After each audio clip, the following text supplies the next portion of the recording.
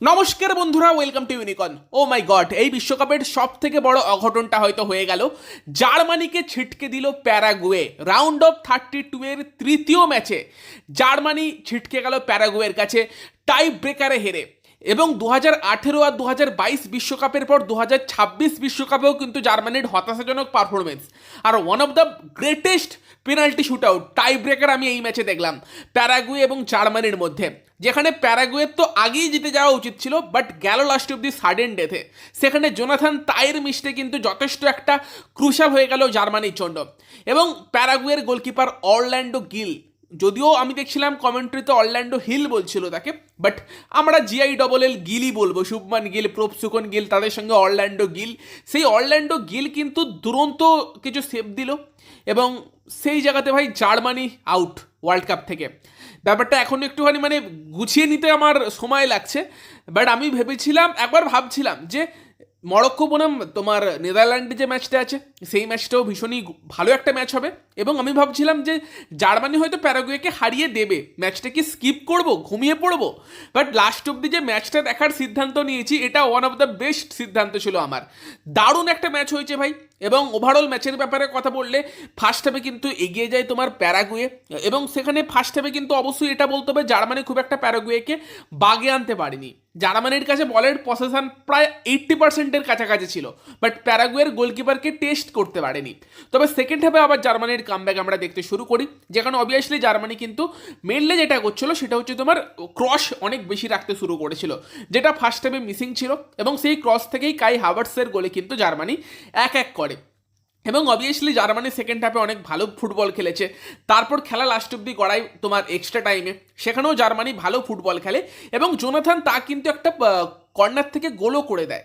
এবং সেখানে মনে হচ্ছিল জার্মানি তো জিততে চলেছে, বাট VAR-এ কিন্তু সেই গোলটা ক্যান্সেল হয়। এবং আমি বলবো এখানে জার্মানি ভীষণ ভীষণ রকম আনলাকি গিয়েছে, কারণ অতিরিক্ত সফট, জার্মানির অবশ্যই একটা প্লেয়ার ছিল যে গোলকিপারের সঙ্গে তার একটু হালকা ধাক্কা লেগেছিল, বাট এত সফট ধাক্কায় যদি তুমি গোল ক্যান্সেল করো তাহলে ভাই, হ্যাঁ জানি গোলকিপারকে অনেক বেশি প্রোটেক্ট করা হয়, বাট ওটা হয়তো গোলটা দেওয়া যেতে পারতো। জার্মানি ওই জায়গাতে নিজেদেরকে অনেক বেশি আনলাকি ভাবতে পারে। VAR-এর সঠিক ইউজ হলো কিনা সেটা নিয়ে প্রশ্ন থাকবে। গোলকিপার নিজেও বোধহয় প্রোটেস্ট করেনি অরল্যান্ডো গিল। তবে লাস্ট অব্দি কিন্তু ম্যাচটা তোমার 1-1 থাকে পেনাল্টি শুট আউটে গড়ায়। এবং পেনাল্টি শুট আউটে কাই হাভার্টস কিন্তু প্রথম শট মিস করে। প্রথমেই একটা অ্যাডভান্টেজ কিন্তু প্যারাগুয়ে পেয়ে যায়, প্যারাগুয়ের প্লেয়ার এসে গোল করে। তারপর যদিও জার্মানি পরপর দুটো গোল করে, জোসুয়া কিমিচ এবং জামাল মুসিয়ালা, তারা কিন্তু দুটো ভালো আর কি ফিনিশ করে, বাট উল্টো দিকে প্যারাগুয়েও দুটো গোল করে দেয়। তারপর জার্মানির হয়ে ওয়াল্টামেট এসে কিন্তু সে মিস করে, এবং তাকে নামানোর পর থেকে কোনো রকম ইম্প্যাক্ট তার থেকে কিন্তু গোটা ম্যাচে দেখা যায়নি।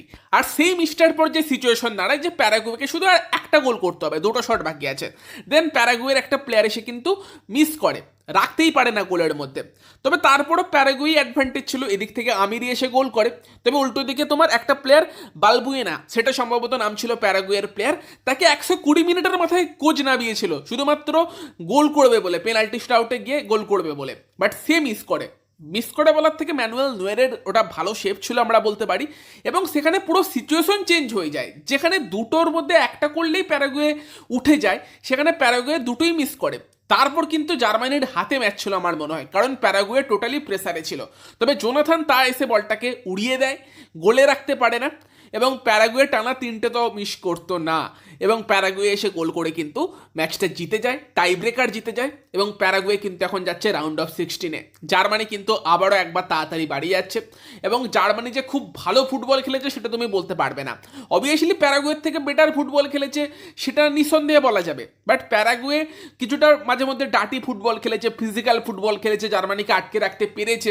এবং জার্মানি অবশ্যই ওখানে আনলাকি গিয়েছে VAR গোলটা যেটা ক্যান্সেল করেছে, বাট তারপরও তুমি জার্মানির মতো টিমের থেকে, যারা 4বারের চ্যাম্পিয়ন, 2014 চ্যাম্পিয়ন হওয়ার পর থেকে জার্মানি যে ফুটবলটা খেলেছে ওয়ার্ল্ড কাপে, সেই ফুটবল এক্সপেক্ট করো না। এর থেকে বেটার ফুটবল জার্মানির থেকে এক্সপেক্ট করা যায়।